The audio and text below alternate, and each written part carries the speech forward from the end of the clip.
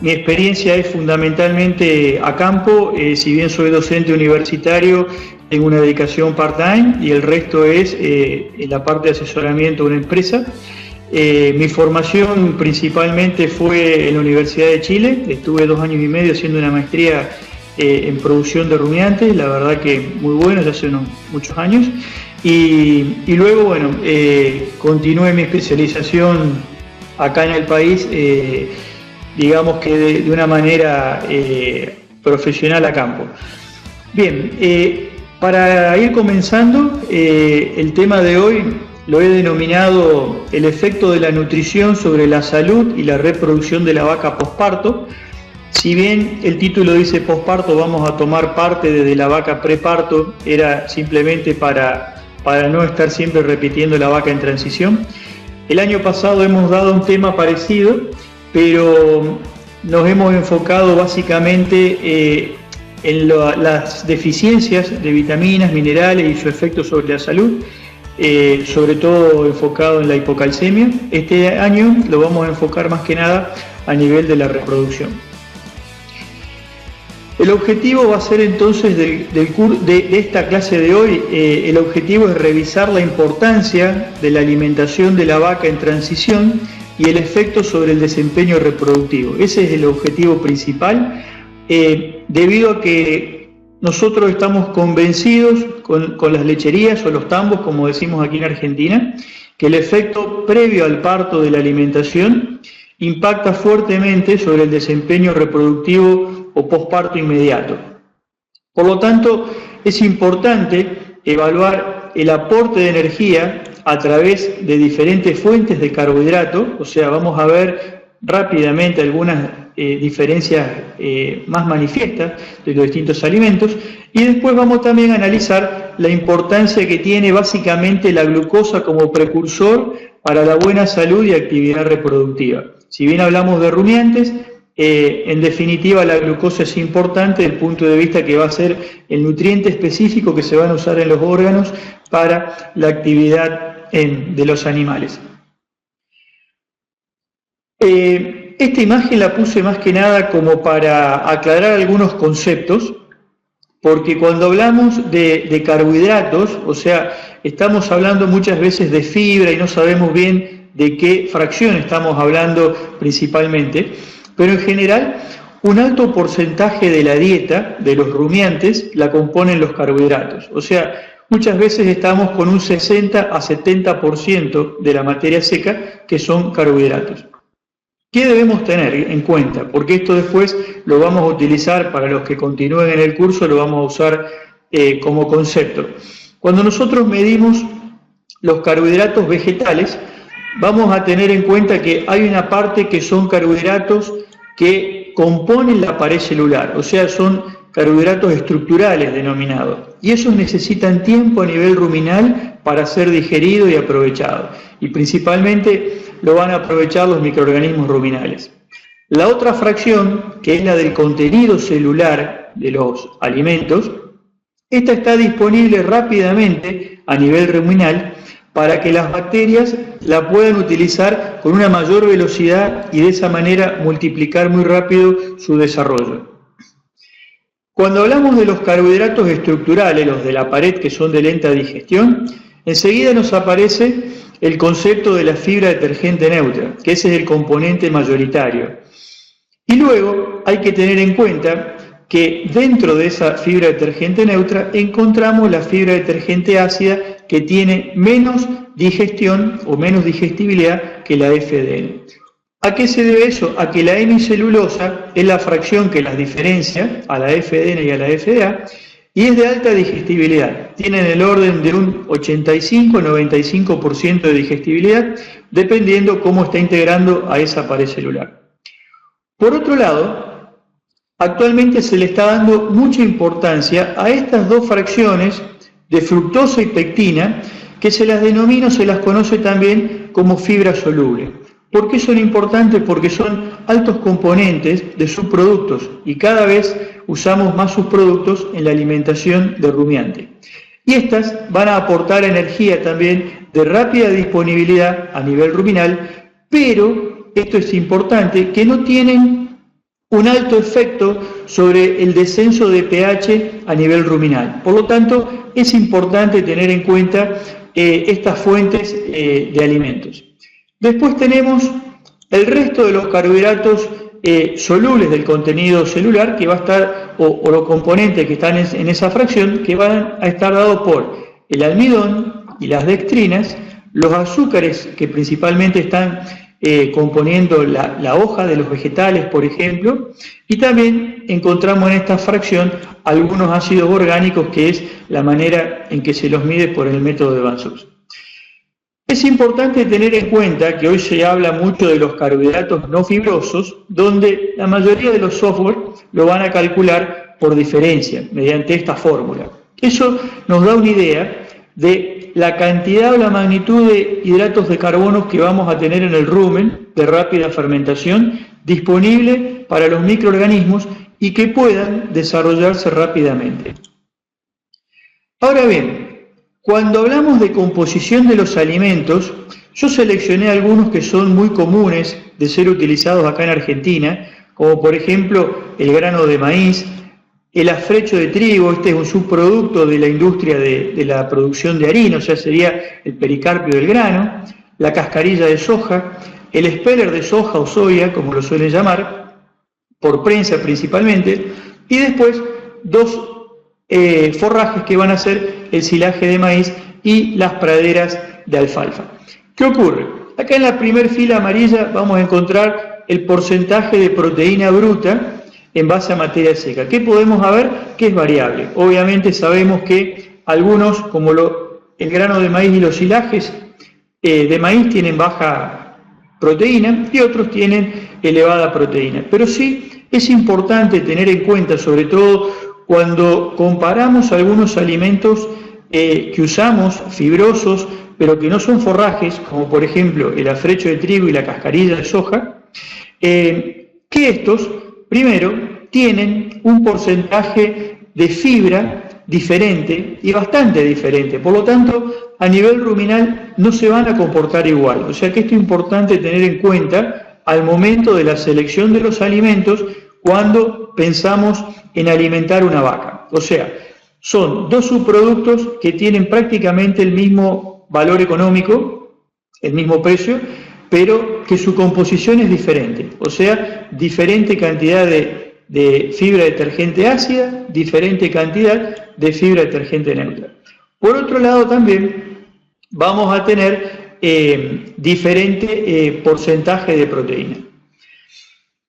Cuando evaluamos los dos forrajes, por ejemplo, acá en forma de silaje, ya sea el de maíz y el de pastura de alfalfa, vamos a ver que el porcentaje de FDN es muy parecido. El de la alfalfa normalmente va a estar variando entre 38% de FDN a 42-45%, dependiendo del estado de madurez que tenga al momento de la cosecha. Y el de maíz normalmente va a estar en el orden de 42 a 46%, dependiendo de la cantidad de grano que aporte en el momento de la confección. Ahora bien, otro punto importante a tener en cuenta es el contenido de almidón que tienen estos alimentos. Y ahora sí, es un punto que vamos a prestar atención, porque el almidón a nivel ruminal es una fuente directa de energía para los microorganismos ruminales. Y por lo tanto, como vemos, el grano de maíz es el que mayor almidón va a aportar, pero sabemos también que el almidón produce un descenso de pH. Por lo tanto, debemos limitar las cantidades de almidón para poder cuidar el ambiente ruminal. Todo esto lo vamos a desarrollar bien en su momento en el curso. Ahora bien, cuando volvemos a comparar los dos subproductos como el afrechillo y la cascarilla, acá vemos otra vez una fuerte diferencia entre el subproducto del trigo y el subproducto de la cascarita de soja. Por lo tanto, otra vez es importante tenerlo en cuenta. Y, por supuesto, a nivel de silaje de maíz y pastura de alfalfa, el silaje de maíz va a tener el almidón que le esté aportando el grano, en contrapartida la alfalfa tiene solo algo de almidón como reserva en sus tallos. En cuanto a los carbohidratos no fibrosos, o sea, los que no forman parte de la pared celular y van a estar disponibles rápidamente a nivel ruminal, en el grano de maíz van a ser altos. En el afrecho de trigo va a ser relativamente alto, y en el resto de los alimentos, salvo el silaje de maíz, van a ser relativamente bajos.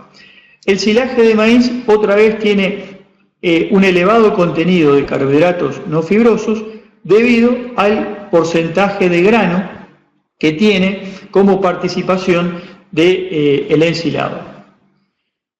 Esta era una idea de destacar algunos alimentos que se usan muy comúnmente y que después vamos a ver entonces por qué son de uso diferente o de diferente aplicación al momento de preparto y posparto inmediato. Cuando se habla de vaca en transición, ¿qué estamos diciendo? Que es la vaca o el grupo de vacas que está comprendido en el periodo desde 3 semanas previa a la fecha probable de parto hasta 3 semanas posteriores al parto. O sea que este periodo lo llamamos de transición porque es una vaca que está en transición hacia la lactancia y porque además sufre cambios muy grandes. Por lo tanto, es una vaca que previo a la fecha de parto tiene requerimientos relativamente bajos y posteriores al parto comienza abruptamente la lactancia y los requerimientos se duplican o se triplican por la alta demanda de producción de leche. ¿Cuál es la característica de esa vaca en el preparto? O sea, la que todavía no tuvo su ternero. Esa vaca necesita energía, vitaminas, minerales, proteínas para nivel de mantenimiento, o sea, para mantenerse más el crecimiento fetal. Además, esa vaca necesita mantener la condición corporal. Nosotros tenemos que ser conscientes de que esa vaca tiene que mantener todo lo posible el estado corporal porque lo va a necesitar para iniciar la lactancia. De esa forma, el inicio de lactancia, ese estado corporal lo puede traducir a producción de leche. Además, en ese periodo de preparto también va a necesitar nutrientes para la secreción de calostro y síntesis de inmunoglobulinas que les va a transmitir al ternerito en sus primeras horas de vida. Por otro lado, esa vaca en el preparto tiene un bajo consumo de materia seca. Yo lo pongo en relación al peso vivo porque conozco que trabajamos con diferentes biotipos.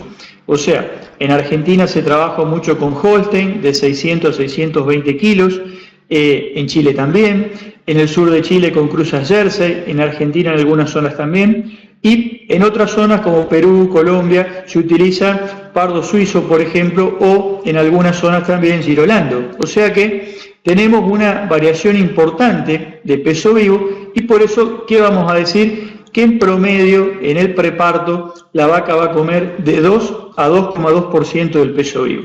¿Qué nos está diciendo esto? Que para una vaca de 600 kilos, el consumo durante esas últimas 3 semanas previas al parto debería ser de 12 a 14 kilos de materia seca por día. El otro tema es que el sistema digestivo de esa vaca que está gestando y que ya el ternero es grande, está disminuido en tamaño y por lo tanto va a necesitar de 40 a 60 días posparto para tener su tamaño definitivo que le permita lograr un alto consumo de materia seca. Durante esta etapa de transición, ¿qué esperamos nosotros de esta etapa?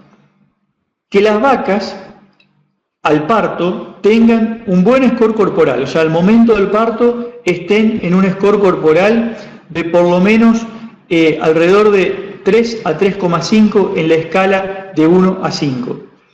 Que esa vaca al momento del parto tenga un ternero saludable, esto es importante para el crecimiento del rodeo. Que tenga calostro de buena calidad, esto está en directa relación con la alimentación que le dimos en el periodo de preparto.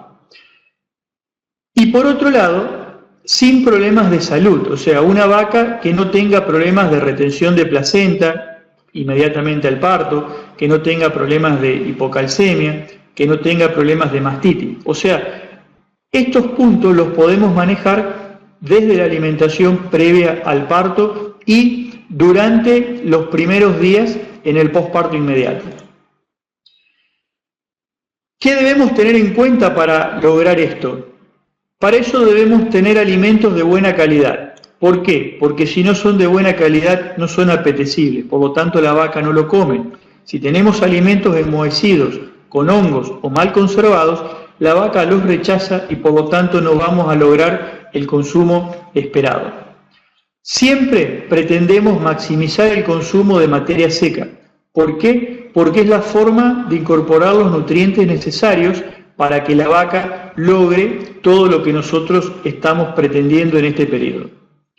Tercer punto, lograr una ración balanceada, o sea, estamos pidiendo mantener un equilibrio de esa vaca con la cría, por lo tanto debemos enfocarnos a aportar la cantidad de energía, proteína, fibra, macro, microminerales y vitaminas que sean necesarios para poder mantener la correcta salud de ese animal y además atender la buena calidad de calostro que necesita la cría al nacimiento. Otro punto importante que ahora estamos haciendo mucho esfuerzo en Argentina es el tema del confort.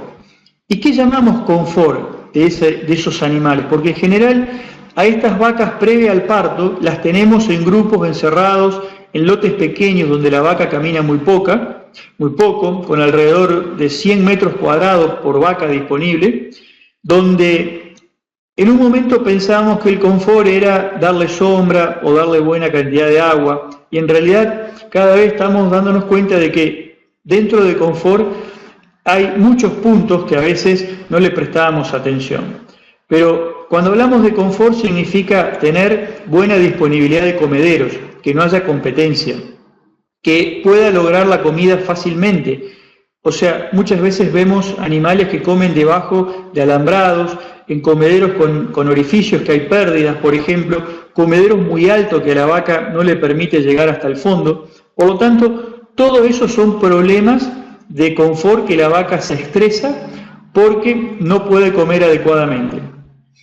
Otro punto importante es un lugar para descansar. O sea, a veces vamos a estos corrales o a estos predios chicos donde hay barro o están muy pisoteados, la tierra está seca, dura, por lo tanto el animal no descansa, no se echa, ¿sí? Hay muchos trabajos que demuestran que la vaca durante el preparto debería estar por lo menos entre 12 a 14 horas descansando, echada, ¿sí? Por lo tanto, tienen que ser lugares mullidos, ¿sí? O sea, que la tierra esté suelta. De esa forma el animal se va a recostar, va a descansar y vamos a tener un animal con buena salud. Y además que esté seco, el lugar seco. O sea, a veces tenemos muchas lluvias, tenemos problemas de barro, pero siempre hay que buscar algún lugar, ese predio, que no haya agua, que no haya barro, que esté más mullido y que pueda descansar ahí. Y en todo caso ponemos los comederos en otro sector del predio. Otro punto importante es el agua de buena calidad y en cantidad. En muchas zonas, sobre todo en nuestro país, tenemos muchos problemas de agua, que esto afecta fuertemente sobre todo el balance mineral de estas vacas. Y después, otro punto importante es la sombra, ¿sí? La sombra porque esto va a generar un estrés calórico que si no tienen sombra el animal va a comer menos, va a necesitar más energía, vamos a tener un ternero más pequeño al momento del nacimiento y un calostro de mala calidad. Por lo tanto, la sombra es otro punto importante. Sin duda que después a esto se le puede agregar todavía otros temas de confort, sobre todo cuando tenemos animales encerrados, con ventilación, aspersión, etcétera, donde podemos seguir trabajando. Pero de una manera muy grosera, esto digamos que lo tenemos que cumplir en todos los sistemas, ya sea encerrados o pastoriles, ¿sí? O sea, en dry-lot o en sistemas de pastoreo, digamos que son los puntos básicos, mínimos, indispensables para tener en cuenta. Ahora bien, ¿qué otra cosa es importante conocer? Que cuando hablamos de score corporal, En general, para un animal una vaca de 600 kilos de peso vivo, en la escala de 1 a 5, un punto de score corporal representa aproximadamente 56 kilos de peso vivo, ¿sí? Esto es importante. ¿Por qué? Porque nosotros en general no pesamos a los animales, pero sí podemos estar observándolos y mirando si están ganando o perdiendo peso. Y esto es importante porque si el animal puede perder peso porque llegó en un buen estado corporal al parto, va a tener una fuente de nutrientes para que el hígado pueda convertir en glucosa. ¿Qué ocurre? La glucosa es la fuente primaria de energía para la función del organismo, para el crecimiento fetal y la glándula mamaria. Si bien estamos hablando de rumiantes, donde pensamos que la fibra y los hidratos de carbono más compuestos, ¿no es cierto?, son los que más representan en la alimentación, pero al momento de ser utilizados en el metabolismo animal, o sea, por los órganos, por la glándula mamaria, lo que en definitiva va a necesitar el animal es glucosa. Por lo tanto, en los últimos años se le está dando mucha importancia al metabolismo energético de los animales para saber por qué estas vacas, a medida que aumentan la producción de leche, tenemos más problemas para poder preñarla y además más riesgo de enfermedades, ¿no? Entonces, ¿qué ocurre? Al inicio de la lactancia, generalmente la que va a dominar el sistema endocrino es la hormona de crecimiento. Y la vaca se encuentra con una situación que los tejidos tienen una resistencia a la insulina, donde los tejidos en general no pueden utilizar a la glucosa, y prácticamente la mayor parte de la glucosa que está circulando en sangre y que el hígado produce está derivada hacia la glándula mamaria. Por lo tanto, la glándula mamaria es un órgano altamente metabólico que tiene una altísima demanda, prácticamente 3 veces más de lo que requiere la vaca solo para mantenerse. Entonces, es sumamente importante la gluconeogénesis hepática, o sea, obtener glucosa en hígado a partir de otros nutrientes. Es por eso que se empezaron a estudiar desde hace muchos años los ácidos grasos no esterificados, los famosos NEFAs, y el beta-hidroxibutirato, que permiten medir la adaptación del animal al balance energético negativo. O sea, ¿qué ocurre? A la vaca no le alcanza la cantidad de energía que consume durante el día con el alimento para poder cubrir las demandas energéticas de mantenimiento más producción de leche.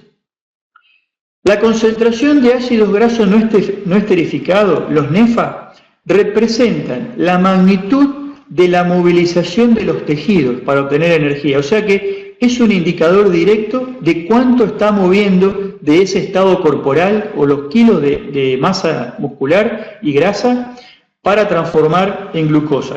O sea que los NEFA son una variable importante para medir previo al parto, o sea, desde 1 o 2 semanas previas al parto, podemos estar midiendo NEFA en los países que se pueden. En Argentina es muy difícil encontrar un laboratorio que nos haga de rutina esto y en forma rápida, pero en algunos lugares sé que lo pueden hacer. Por ejemplo, en Chile lo hacen, en Brasil lo hacen de manera comercial relativamente rápida. Entonces nos permite medir cuánto está movilizando ese grupo de vacas. Y después la concentración de beta-hidroxibutirato es un indicador de ese metabolismo de la gluconeogénesis y por lo tanto nos da la integridad de la oxidación de los ácidos grasos en hígado. O sea, es el resultado de saber si el sistema anduvo bien transformando los ácidos grasos para obtener glucosa. Esto sí, los NEFAs son fáciles de medir, ¿no? Por ejemplo, los que usan los diabéticos para medir la glucemia, o sea que hay distintas formas para poder medirlo a campo. Bien, entonces nos preguntamos cuán importante es la gluconeogénesis. La gluconeogénesis, como dijimos, es la obtención de nuevas moléculas de glucosa en el organismo a partir de precursores que no son carbohidratos, o sea que pueden ser ácidos grasos, aminoácidos, por ejemplo, que son glucogénicos también muchos. Por lo tanto, es importante tener en cuenta esto y principalmente se obtiene en hígado, el 90% se produce en hígado. Por lo tanto, es muy importante tener vacas saludables con hígados en buena condición, ya que cuando no las cuidamos bien, ya sea por efecto de las micotoxinas, la dieta, etcétera, podemos estar perjudicando la función hepática. La glucosa obtenida es disponible para los tejidos corporales, para la síntesis de lactosa, almacenamiento, sistema nervioso central, etcétera. Por lo tanto, es muy importante. Y debido a que la lactosa deriva de la glucosa, o sea, la lactosa de la leche, por lo tanto, la capacidad de producción de leche depende directamente de la capacidad de gluconeogénesis que tenga la vaca. O sea que la vaca tiene que estar en buen estado de salud. En los rumiantes, el recurso de glicéridos como precursor de triglicéridos en el tejido adiposo y leche en parte deriva de la glucosa, o sea que es importante tenerlo en cuenta. Ahora bien, ¿cuál es el efecto directo sobre la salud? El sistema NRC que vamos a ver nosotros describe todos estos efectos y yo puse todavía, y estamos patrocinando con la NRC 2001, pero estamos esperando que en este año salga la nueva versión, que prácticamente ya el compromiso era que iba a salir a fines de 2016, pero seguramente a mediados de 2017 vamos a tener la nueva NRC, donde ya hay muchos congresos que dan cuáles son las modificaciones, ¿no? Pero ¿qué es importante tener en cuenta cuando hablamos de la evolución de los nefas y del beta-hidroxibutirato? Que en una vaca sana, si tomamos este día como el día del parto, el día 0, vemos que la glucosa viene relativamente elevada, inmediatamente en el posparto tiene un leve descenso y después se va recuperando. Inversamente a eso, por la movilización de los tejidos en una vaca sana, hay un fuerte incremento de los nefas. Y si todo va bien con el hígado, el beta-hidroxibutirato lo vamos a tener a valores bajos. Ahora bien, ¿qué ocurre con una vaca que está en riesgo? O sea, lo que vemos con esa vaca en riesgo, que puede ser por problemas de alimentación, de calidad de dieta, de comederos o de ambiente, esa vaca no va a poder sostener la glucosa de una manera adecuada, va a bajar fuertemente, suben los nefas y por lo tanto está esa vaca en un alto riesgo de conducirla a una cetosis o a un problema metabólico. Yo voy a hacer una descripción muy somera sobre el metabolismo a nivel hepático, pero ¿qué debemos tener en cuenta? Que a nivel ruminal y de intestino vamos a tener la absorción a nivel ruminal, por ejemplo, de propionato, como principal de los ácidos grasos volátiles, glicerol, etcétera, que van a ser los que el hígado utilice para la gluconeogénesis y obtención de glucosa. Por otro lado, vamos a tener los ácidos grasos no esterificados que provienen de la movilización del tejido adiposo. ¿Qué ocurre? A nivel hepático, para la oxidación de estos ácidos grasos no esterificados, se necesita glucosa. Por lo tanto, si la vaca tiene en el periparto una dieta con bajos precursores de glucosa, y aquí lo importante de darle los alimentos que mencionábamos hoy al principio, que son precursores de glucosa, entonces de esa manera podemos estar facilitando el metabolismo hepático para que pueda manejar esa alta llegada de ácidos grasos no esterificados y transformarlo en energía. Ahora bien, estas líneas amarillas que tenemos hacia la derecha, estas dos, nos estarían indicando una situación con alta movilización, alta llegada de nefa y baja cantidad de glucosa. Por ejemplo, una dieta muy fibrosa con poco grano o pocos azúcares que son precursores de glucosa rápidamente. Entonces, en ese caso, la oxidación a nivel hepática puede ser incompleta. En ese caso vamos a encontrar en el animal mayor concentración de beta-hidroxibutirato, cuerpos cetónicos y con un alto riesgo de cetosis, ¿no? Por lo tanto, esto básicamente es lo que debemos entender para justamente tener en cuenta la importancia de los alimentos que usamos en el preparto como precursores de glucosa para el buen funcionamiento hepático. Entonces, como dijimos antes, la gluconogénesis es importante porque esa glucosa que está circulando en sangre principalmente va a ir a formar parte de la lactosa y la síntesis de leche o de calostro en una vaca preparto, y además si la vaca todavía no parió, necesita también el desarrollo fetal, ¿sí? Que en el último tercio de gestación crece de manera muy abrupta, en el orden de 500 a 700 gramos por día. Ahora bien, esa relación entre los NEFA y el beta-hidroxibutirato cuando es tan alto, que decimos que podemos tener problemas de salud en el rodeo, hay muchos trabajos, yo puse los puntos más importantes, donde nos indican que cuando esto está alto, en este caso los NEFA, que vemos acá en rojo, tenemos de 2 a 4 veces más riesgo en el rodeo de que las vacas sufran desplazamiento de agomazo. Además, hay 1,8 veces mayor riesgo de retención de placenta. Este tema lo desarrollé el año pasado. Se necesita glucosa para que se produzca la acción de los polimorfos nucleares en el placentoma y de esa manera poder expulsar la placenta. También prácticamente el doble de riesgo de descarte dentro de los 60 días de lactancia, ya sea por problemas reproductivos, por problemas metabólicos, etc. Y 1,5 veces más riesgo durante toda la lactancia. Eso debido a la movilización principalmente de masa muscular y grasa días previos al parto. Ahora bien, ¿qué pasa con los problemas de glucosa y la oxidación hepática? O sea, los beta-hidroxibutiratos.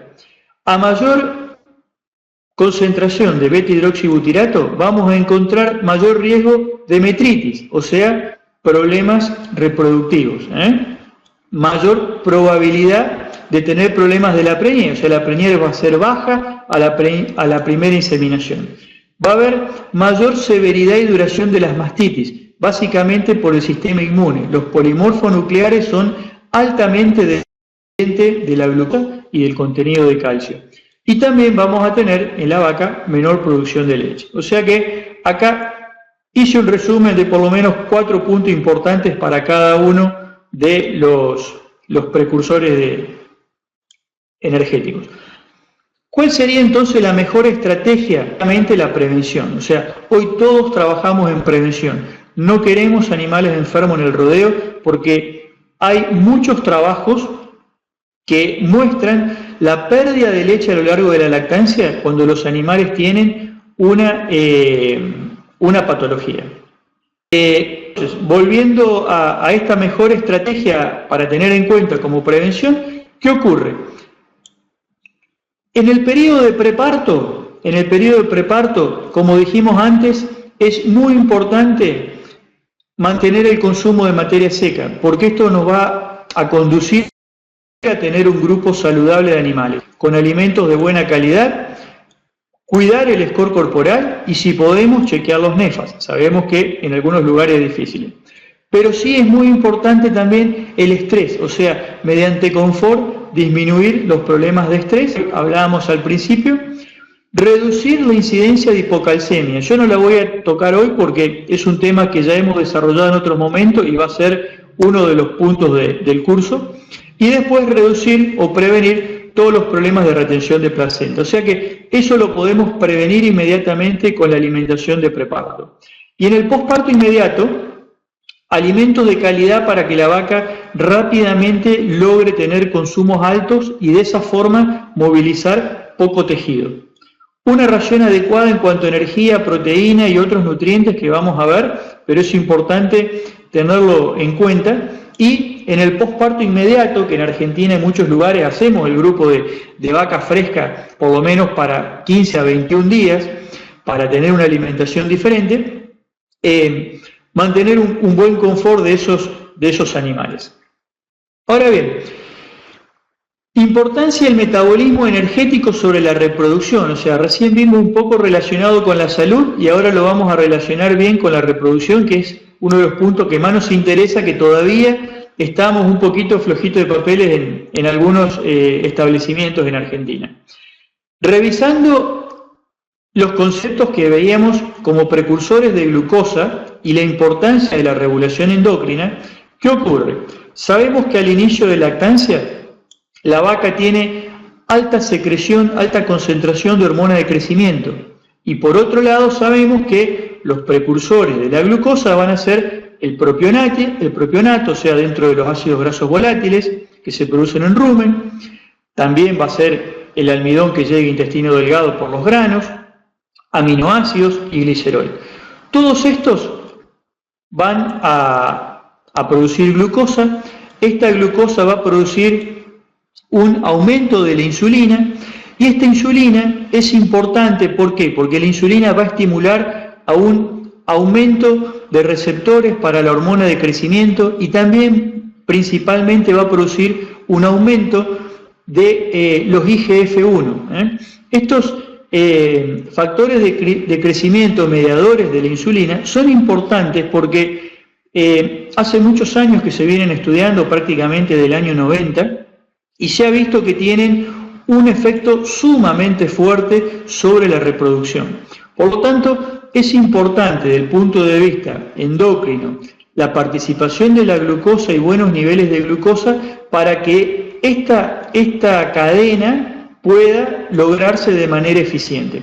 Por otro lado, como contrapartida, hablábamos que en inicio de lactancia ese aumento de hormona de crecimiento produce resistencia a la insulina por los tejidos y que por lo tanto gran parte de la glucosa va a ser derivada de la glándula mamaria. ¿Qué ocurre? Fíjense la magnitud de esto. Por cada litro de leche que se produce, para producir lactosa, se necesitan 72 gramos de glucosa. Por lo tanto, para una vaca de 30 litros en inicio de lactancia, una vaca de mediana alta producción, necesita alrededor de 2,100 kg a 2,2 kg de glucosa solo para la glándula mamaria. Por lo tanto, es muy importante tener estos temas en cuenta. Otro punto a tener en cuenta, que esa presencia de glucosa a través de los IGF-1 y a través del eje hipotálamo-ovario va a producir un inicio de la actividad cíclica ovárica y también, como veíamos hoy, va a ser muy importante para la involución uterina. Por lo tanto, esa glucosa que va a estimular a la insulina y a la producción de IGF-1, estos IGF-1 van a estimular a los receptores de la hormona liberadora a nivel de hipotálamo, o sea, la GnRH, y por lo tanto un aumento de la FSH y la LH, o sea, folículo estimulante y luteinizante. Con esto, con este mecanismo, se logra poner rápidamente en marcha el ovario y por lo tanto, de esa manera, en la medida que nosotros logremos mayor concentración de glucosa en sangre, vamos a estimular de manera precoz otra vez la actividad ovárica. Sabemos que es importante lograr buena actividad ovárica para tener luego mucha cantidad de folículos en desarrollo y que así se logre un buen ciclo estral. ¿Qué ocurre cuando el balance energético es negativo? O sea, cuando en realidad nosotros hacemos dietas que no logran aportar mucha cantidad de glucosa, o bien muy bajas en energía, o dietas muy fibrosas que principalmente producen acético y butírico y poco propiónico, entonces en ese caso estamos lejos de cubrir la demanda de los animales y hablamos de que el rodeo se encuentra en balance energético negativo, ¿no? ¿Qué ocurre? Principalmente el ambiente metabólico característico de un balance energético negativo hace que haya bajas concentraciones de glucosa, de insulina, de IGF-1 y de leptina. Por lo tanto, cuando tenemos bajas concentraciones de los primeros tres, sabemos que tenemos comprometido el ovario. Otro punto, si hay un balance energético negativo pronunciado, vamos a encontrar altas concentraciones de NEFA, altas concentraciones de beta-hidroxibutirato y también altos contenidos de glucocorticoides. Se ha visto que además cuando los glucocorticoides aumentan, y esto también ayudado por el estrés, sobre todo del ambiente, el hígado es menos eficiente en producir la oxidación, por lo tanto es un círculo vicioso donde la vaca cada vez más está en balance energético negativo. Ahora bien, entonces, hablamos de un balance energético negativo, donde a nivel hipotalámico necesitamos, ¿no es cierto?, que haya un estímulo importante a través de la GnRH para que de esa forma se estimule al ovario mediante la FSH y LH y de esa forma comiencen los ciclos estrales. A medida que tengamos en la vaca mayor secreción de FSH, vamos a encontrar mayor desarrollo de folículos, por lo tanto mayor producción de estrógeno, y de esa forma vamos a encontrar también mayor expresión del celo, que muchas veces encontramos vacas o establecimientos que nos dicen las vacas no expresan celo. Así que, bien, estos son los puntos más importantes a tener en cuenta para no llegar a tener un rodeo con anestro, que es el problema más grave como consecuencia del balance energético negativo cuando la deficiencia de energía es muy pronunciada, ¿sí? Por lo tanto, entonces, tenemos que tener en cuenta la importancia de la glucosa para este punto.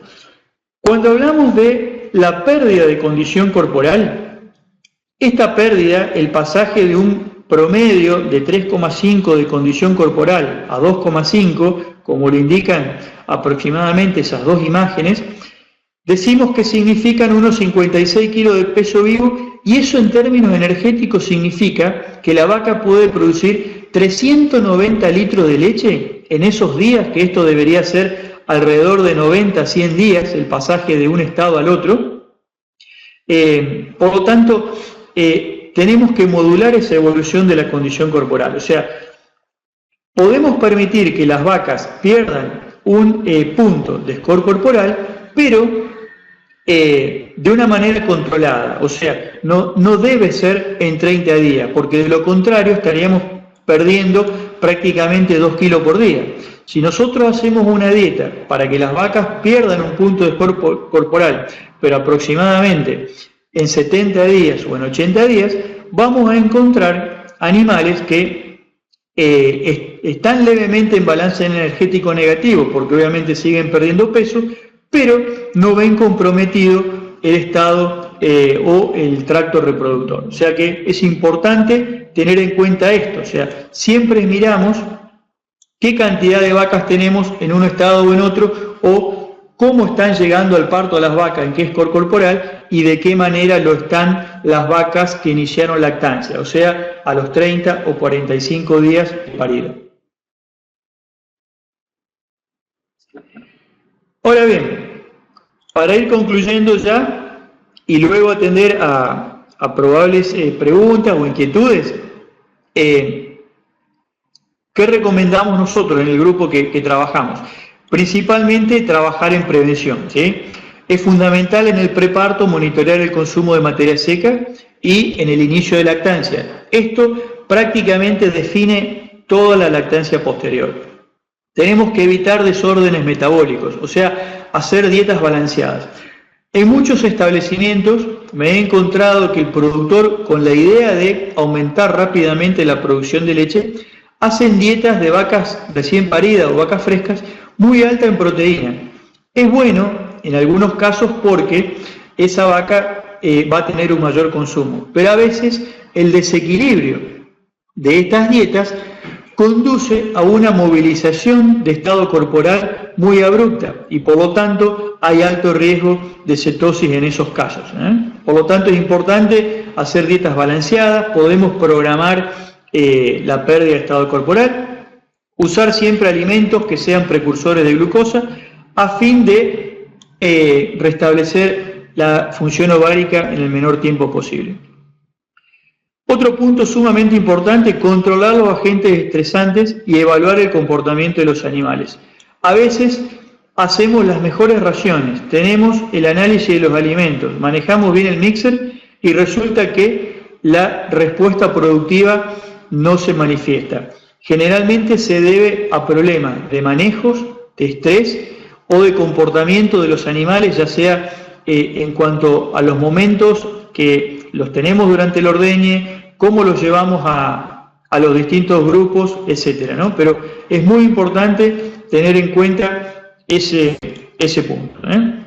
Bueno, ahora pasaríamos a preguntas, así que de mi parte, muchísimas gracias y los espero a participar para el próximo curso, ¿no? Nosotros, les hago un breve comentario antes de contestar las preguntas.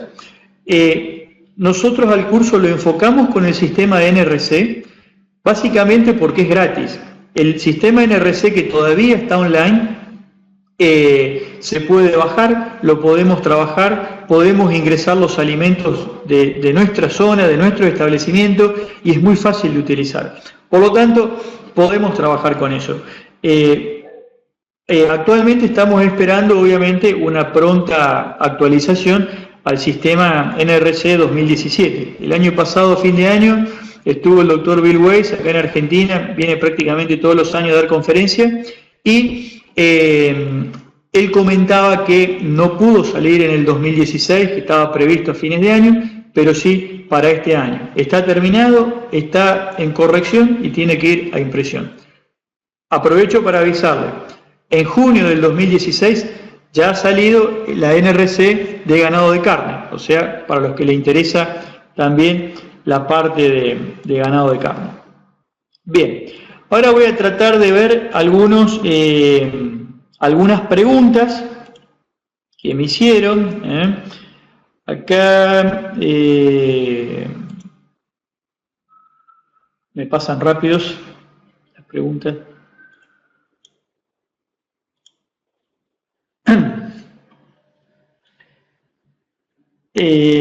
Miguel dice, ¿cómo propiciamos? Se me escapó. Doctor, ¿me escucha? Sí, sí. Sí, disculpa que le interrumpa, lo que voy a hacer ahorita es saber un poco más del chat para que preguntas desde... Sí, pero antes de hacer esto, para que no se nos olvide, a ver, ya, ahora sí, ya también es demasiado grande. Quiero recalcarles que el doctor José Maistegui va a estar dictando el curso Formulación de Raciones para Ganado Lechero con el software del NRC, donde 8 módulos la clase, cada módulo son de 2 horas, cada clase se graba y como un plus ustedes pueden volver a repasar estas clases. Y si les queda duda, incluso entre semana también enviar las preguntas.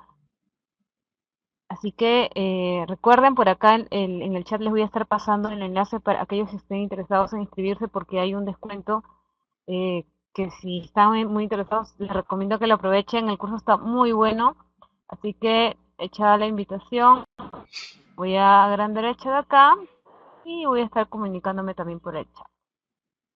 Ahora sí. Ahora sí. Doctor José, la sala sí. Bien. Bueno, algunas preguntas que teníamos por aquí arriba. Preguntaban cuáles son los precursores de glucosa. Ricardo, Isaac. Bueno, principalmente a nivel ruminal, los hidratos de carbono solubles, ¿sí? O sea, dietas de alta digestión y también las fibras solubles. O sea, eso es importante. Todo lo que genere propionato a nivel ruminal va a ser precursor de glucosa. Por otro lado, cuando veamos el manejo de NRC, tenemos indicadores que nos da un máximo, porque de lo contrario estaríamos produciendo un riesgo muy alto de descenso de pH y acidosis, ¿no? Pero es importante tener en cuenta que eso nos va a dar un muy buen indicador para la función ruminal y de esa forma trabajar con precursores de glucosa. Después, a ver, otro tema. Acá nos pregunta Miguel Castrillón, ¿cómo sabemos que la resistencia a la insulina sea menor y haya una buena absorción? En realidad no la manejamos a la insulina, ¿sí? La maneja el organismo, pero sí es importante tener en cuenta que a medida que nosotros hagamos dietas balanceadas, podemos disminuir la cantidad de masa que se va a movilizar y por lo tanto vamos a tener menos riesgo de problemas hepáticos y de esa forma también con los precursores de glucosa, digamos, poder manejar el ambiente ruminal. Es importante, yo lo nombré hoy, tener en cuenta el tema de suministro de grasas o aceites, ¿no? Donde generalmente hay un grupo de nutricionistas, inclusive me incluyo en eso, donde trabajamos con dietas muy bajas en contenidos de aceites o lípidos en el periparto, ¿sí? Porque consideramos que ya la vaca está movilizando y por lo tanto a medida que agreguemos más aceite o ácidos grasos vamos a estar entorpeciendo más el desarrollo o el metabolismo hepático. El suministro de glicerol, yo sé que se usa en algunos lugares y sería uno de los puntos a poder incorporar, ya que el glicerol se transforma en glucosa, por lo tanto hay cantidades para respetar, pero sin ningún problema el glicerol se puede estar utilizando. Tenemos material que el año pasado también hemos compartido para tenerlo en cuenta. Fernando pregunta si el beta-hidroxibutirato en preparto, ¿en qué momento puede indicarnos problemas? Generalmente deberíamos estar midiéndolo entre los 7 a 10 días posparto. Esa es una primera indicación. ¿Por qué? Porque generalmente coincide con todos los chequeos reproductivos, donde se hace metricheck o algún sistema de esto. Entonces ahí podemos hacer ya una primera medición de beta-hidroxibutirato para saber cómo está el metabolismo. Después podemos medirlo un poquito más adelante, día 21 o 30, para saber realmente qué está ocurriendo con la movilización del estado corporal.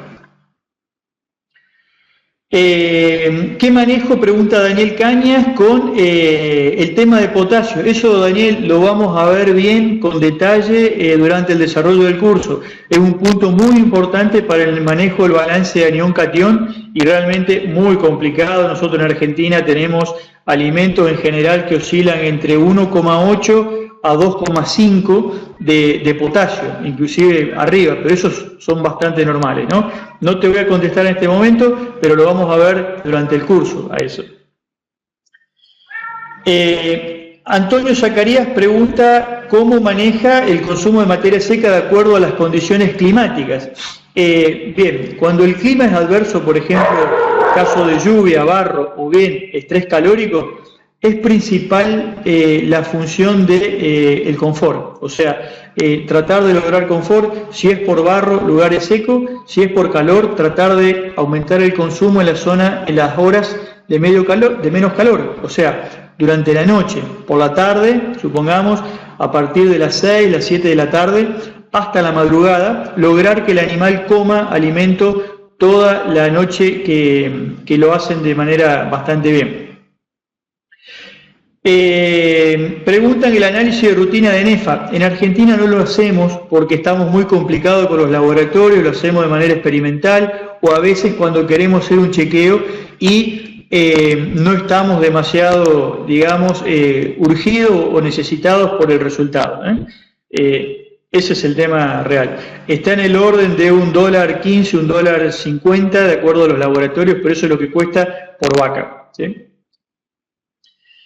Daniel Caña pregunta, evitar los problemas de la bomba sodio-potasio, y la verdad que sería bueno poder manejarnos hasta ese nivel, ¿no?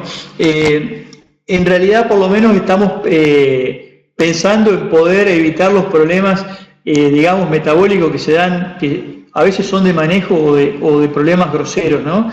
Donde realmente con una dieta balanceada y confort y manejo podemos estar evitando muchos problemas.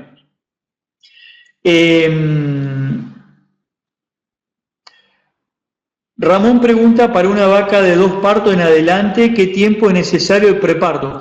Nosotros lo hacemos generalmente de 2 a 3 semanas al preparto. O sea, cuando la vaca termina la lactancia, tratamos de que el periodo de vaca seca, o sea, hasta el nuevo parto, sea no mayor de 60 días. O sea, trabajamos entre 40 a 55 días cuando podemos, y el periodo de preparto o de mayor atención a la dieta, inclusive cuando usamos el balance anión-catión, lo hacemos desde el día 14 al 21 previo al parto, o sea, 2 o 3 semanas.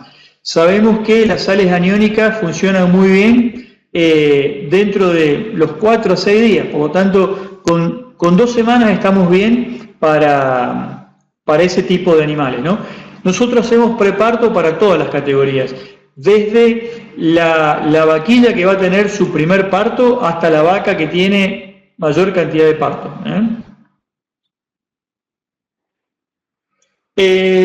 Daniel Beltrán pregunta, ¿qué es más eficiente el uso de la dieta de la vaca en transición? ¿Grasa o melaza? Desde ya te digo que para mí la melaza, ¿sí? Nosotros tratamos, inclusive con muchas vacas de alta producción que movilizan, tratamos de no utilizar grasa pasante en el preparto y en los primeros días de lactancia, ¿sí? ¿Por qué? Porque vemos que esa grasa va a ser absorbida a nivel intestinal y por lo tanto va a aumentar la cantidad de ácido graso circulante. También hay que tener en cuenta que esto está altamente relacionado con el porcentaje de grasa en la dieta.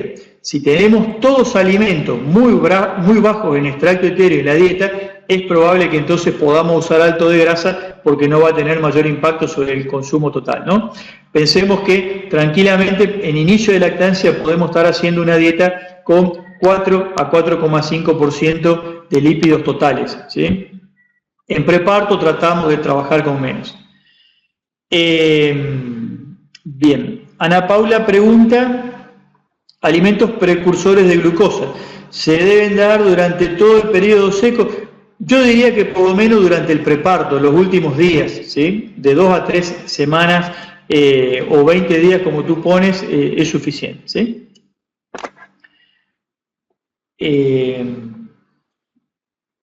Bien, acá Rodrigo otra vez pregunta qué hay en relación con las proteínas y las grasas bypass con respecto a la nutrición postparto.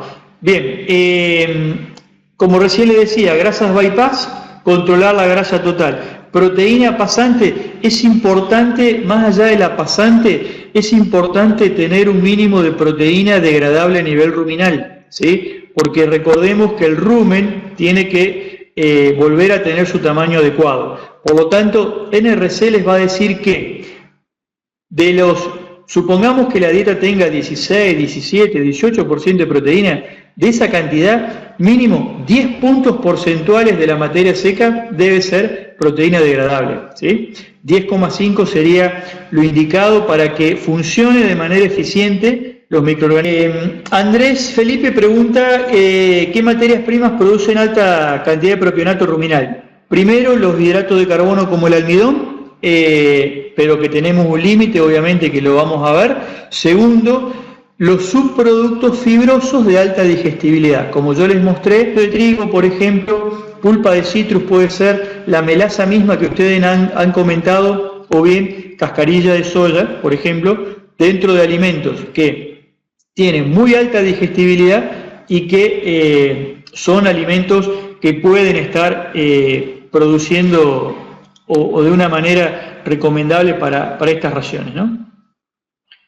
Negrete pregunta, recomendaciones de los comederos, características más adecuadas. Bien, esto depende de los sistemas, pero lo que hay que tener en cuenta es que si nosotros hacemos alimentación parcial, o sea, damos 1 o 2 veces por día de comer, las vacas necesitan alrededor de 70 centímetros lineales de comedero para poder comer tranquilas sin estrés, ¿eh? Va a depender mucho de acuerdo a los sistemas, pero eso es importante. Segundo, tienen que ser profundos, alrededor de 70 centímetros para que no haya desperdicio de alimento, ¿eh? Eduardo pregunta cuándo usar grasas bypass. Yo lo usaría cuando la vaca realmente está en el pico de lactancia, ¿no? Inmediatamente después de los 30 días posparto es un buen momento para usar las grasas bypass.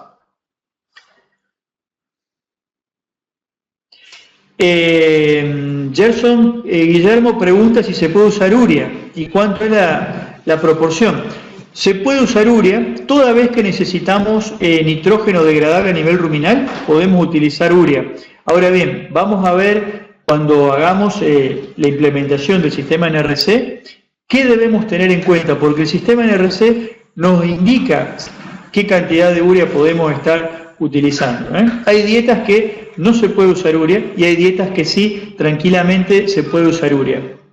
Pero cuando formulamos en base a la proteína metabolizable y no a la proteína bruta como hace el sistema NRC, en ese caso hacemos eficiente el uso del nitrógeno y por lo tanto ahí vamos a ver qué cantidad de urea se puede usar. En algunos casos de 100 a 150 gramos por animales por día, ¿sí?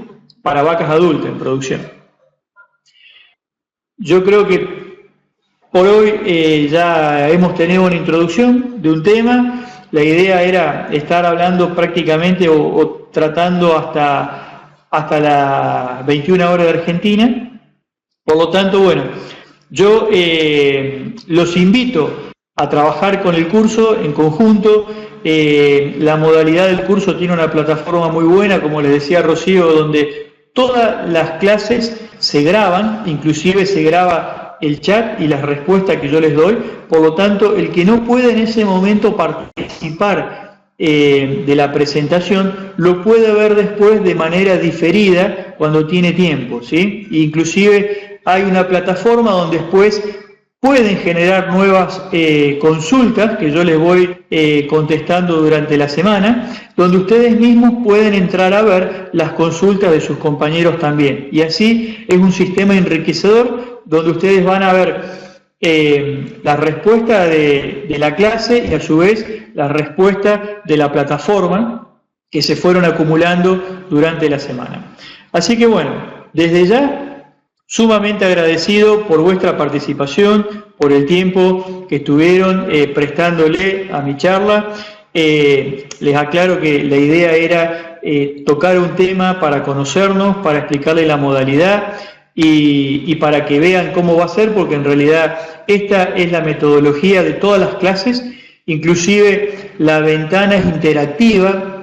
Más adelante, cuando tengamos que hacer en los módulos que mostramos acá del 5 al 8, donde vemos el balance de dieta y el manejo de software, lo vamos a hacer de manera interactiva, donde yo voy a manejar el software en la pantalla, o sea que ustedes van a ver a dónde aprieto el mouse, cuál es el botón que hay que apretar para ingresar un alimento, la carga, etcétera, ¿sí? O sea, la idea es que ustedes obtengan conocimientos para los que son asesores o productores, por ejemplo, puedan chequear sus propias raciones, o bien para poder tener conocimiento y así saber cómo funciona el sistema NRC.